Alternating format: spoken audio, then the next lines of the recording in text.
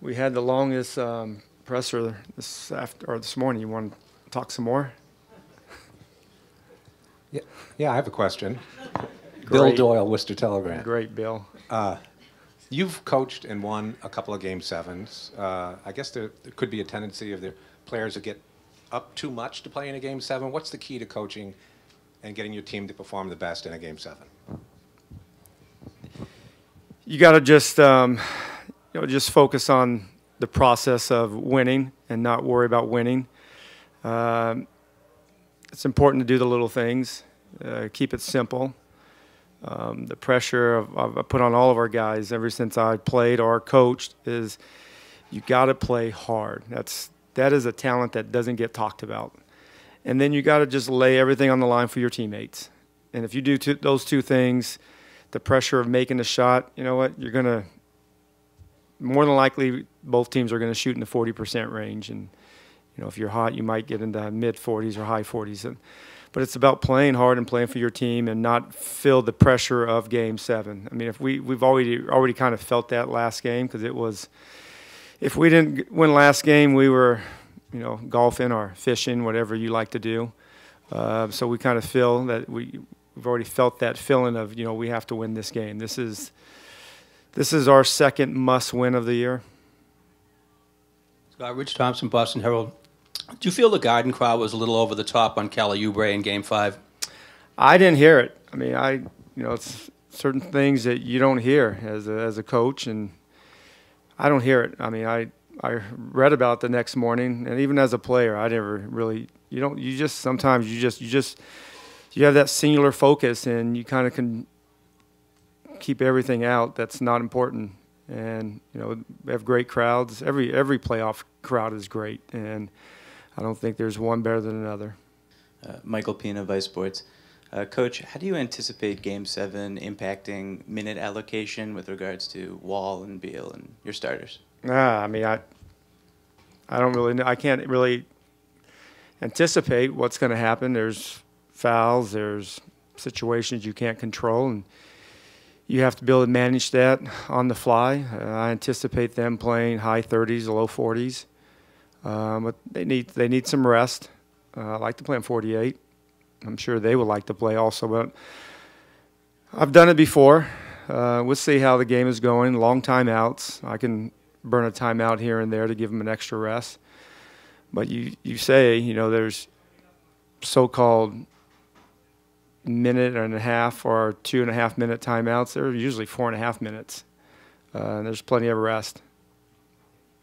Coach, did Bradley start to find the basket in Game 5 and that carry over? Did you see that, or what was your thinking about his play? Game 6? Yeah, exactly. Yeah. Did it carry over from having found the hoop? Yeah, you know, the thing that I love about Bradley is he has developed as this season has gone on in a lot of different areas that you guys probably see it as well as I do.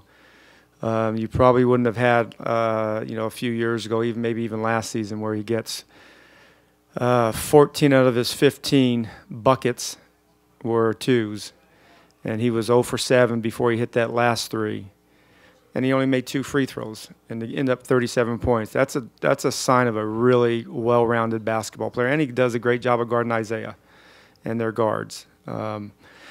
But he's an all-star that never made it this year, but he's definitely going to be one soon.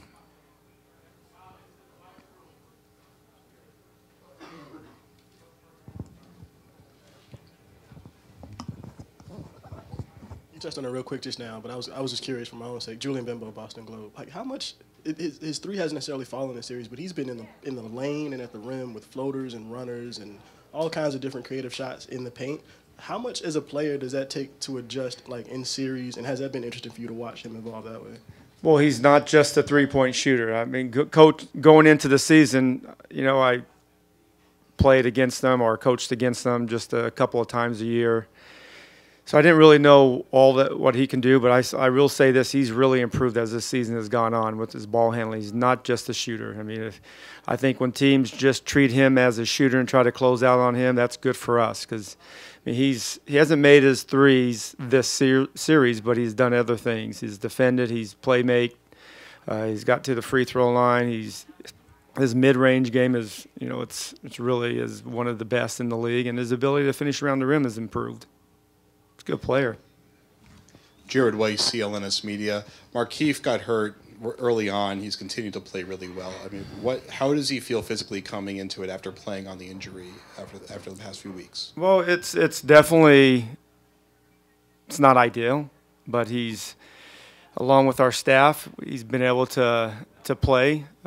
We would never put a guy out there that's going to jeopardize his career or short or long term, but he's able to play and he feels comfortable enough to play. We're definitely in communication with our medical staff and dialogue with Karpf, and it's unfortunate. Those things happen. It's obviously on the forefront now after yesterday's game, but he's good enough to play tonight.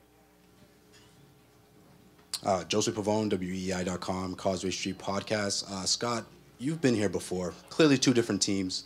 But what's sort of a message or something that you learned from last year's Game 7 that you can relate to this team? Last year's Game 7, did you say? When was that?